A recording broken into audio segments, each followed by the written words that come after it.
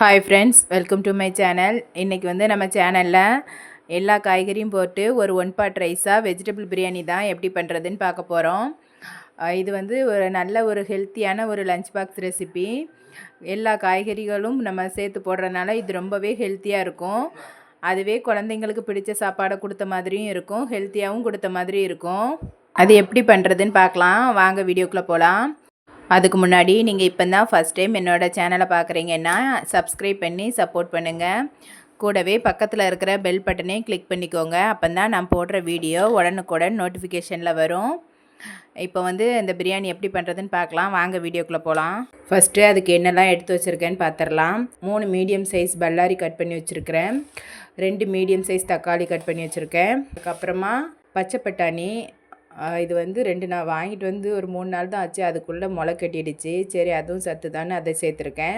பச்சை பட்டாணி, carrot, beans. நான் வந்து இந்த 3 காய்கறியும் சேர்த்து தான் செய்ய போகிறேன்.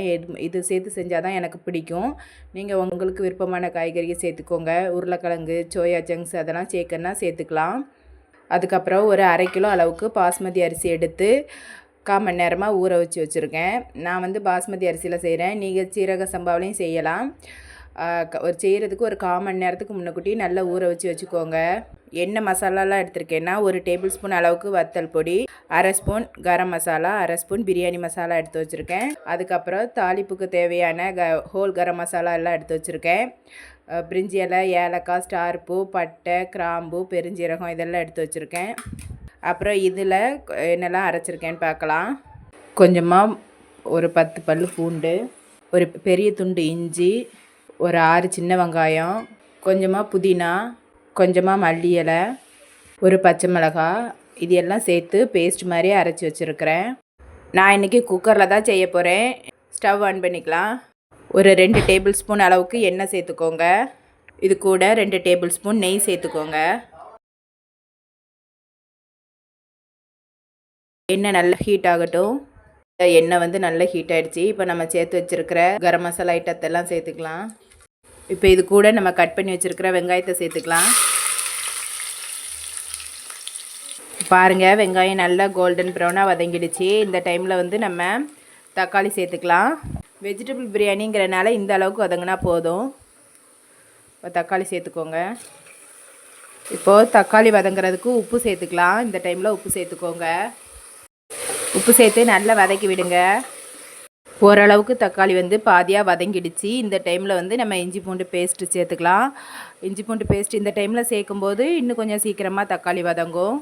வந்து இன்றைக்கி இஞ்சி பூண்டு கூட மல்லி, புதினாலாம் அரைச்சி வச்சுருக்கோம்ல, அந்த பேஸ்ட்டு சேர்த்துக்கலாம். இது சேர்த்ததுக்கு அப்புறமா இதோட பச்சை வாசனை போகிற அளவுக்கு நல்லா வதக்கி எடுத்துக்கோங்க. இப்போ பாருங்கள், தக்காளி எந்த அளவுக்கு நல்லா மசிஞ்சு வந்திருக்குன்னு. இந்த டைமில் நம்ம மசாலா ஐட்டம் சேர்த்துக்கலாம். நான் வந்து இன்றைக்கி வத்தல் பொடி, கரம் மசாலா, ஒரு கொஞ்சமாக பிரியாணி மசாலா எடுத்திருக்கேன், சேர்த்துக்கலாம். சேர்த்து நல்லா வதக்கி விடுங்க. இப்போ பாருங்கள், நல்ல மசாலாவிலேருந்து எண்ணெய்லாம் பிரிஞ்சு வர ஆரம்பிச்சிடுச்சு. இந்த டைமில் நம்ம காய்கறிகள் சேர்த்துக்கலாம். காய்கறி சேர்த்து ஒரு 5 நிமிஷம் நல்லா வதக்கி விடுங்க. அது அந்த எண்ணெயிலையும் அந்த மசாலாலையும் நல்லா வதங்கணும். அப்படின்னா தான் நல்ல டேஸ்ட்டு கொடுக்கும். ஒரு 3 நிமிஷத்துக்கு நல்லா வதக்கி விட்டுக்கோங்க. இப்போ பாருங்கள், இது நல்ல ஒரு 3 நிமிஷம் நல்லா வதங்கிடுச்சு. இப்போ வந்து இதுக்கு தேவையான தண்ணி சேர்த்துக்கலாம். நான் இந்த கிளாஸுக்கு 2 கிளாஸ் அளவுக்கு அரிசி எடுத்திருக்கேன். அதுக்கு 3 கிளாஸ் அளவுக்கு தண்ணி சேர்த்துக்கலாம். ஒரு கிளாஸ் அரிசிக்கு 1.5 கிளாஸ் அளவு தண்ணி. நீங்கள் ஒரு வேளை அரிசியை ஊற வைக்கலைன்னா அதுக்கேற்ற மாதிரி தண்ணி ஒரு 1/4 கப் அளவுக்கு அதிகமாக சேர்த்துக்கோங்க.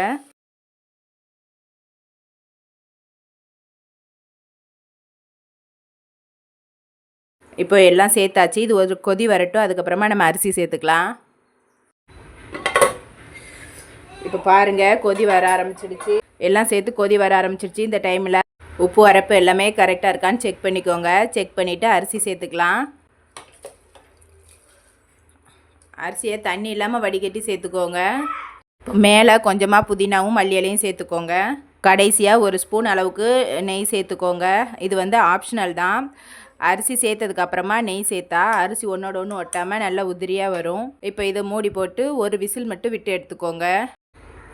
மூடி போட்டுடலாம். இது வந்து ஒரு விசில் விடட்டும். விட்டதுக்கப்புறமா எப்படி இருக்குன்னு பார்க்கலாம். நான் வந்து அரிசியை 1/4 மணி நேரம் நல்லா ஊற வச்சதுனால ஒரு விசில் விட்டு எடுக்கிறேன். நீங்கள் ஊற வைக்கலைன்னா அதுக்கேற்ற மாதிரி 2 விசில் இல்லைனா 3 விசில் விட்டு எடுத்துக்கோங்க. தண்ணியும் அதுக்கேற்ற மாதிரி கூட்டி சேர்த்துக்கோங்க. ஒரு விசில் விட்டு தம்மெல்லாம் நல்லா அடங்கிடுச்சு. இப்போ ஓப்பன் பண்ணி பார்த்துடலாம். பாருங்கள் எந்த அளவுக்கு நல்லா குச்சி குச்சியாக அரிசி நீட்டிக்கிட்டு இருக்குன்னு. இது நல்ல உதிரியாக வந்திருக்கு.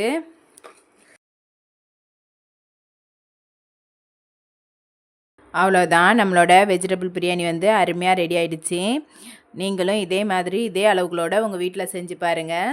செஞ்சு பார்த்துட்டு எப்படி வந்ததுன்னு கமெண்டில் சொல்லுங்கள். என்னோடய வீடியோ உங்களுக்கு பிடிச்சிருக்கோன்னு நம்புகிறேன். என்னோடய வீடியோ பிடிச்சதுன்னா என்னோடய சேனலை சப்ஸ்கிரைப் பண்ணி சப்போர்ட் பண்ணுங்கள். என்னோடய வீடியோவுக்கு லைக் போடுங்க, கமெண்ட் பண்ணுங்கள், உங்கள் ஃப்ரெண்ட்ஸ் அண்ட் ஃபேமிலிக்கு ஷேர் பண்ணுங்கள். பாய்.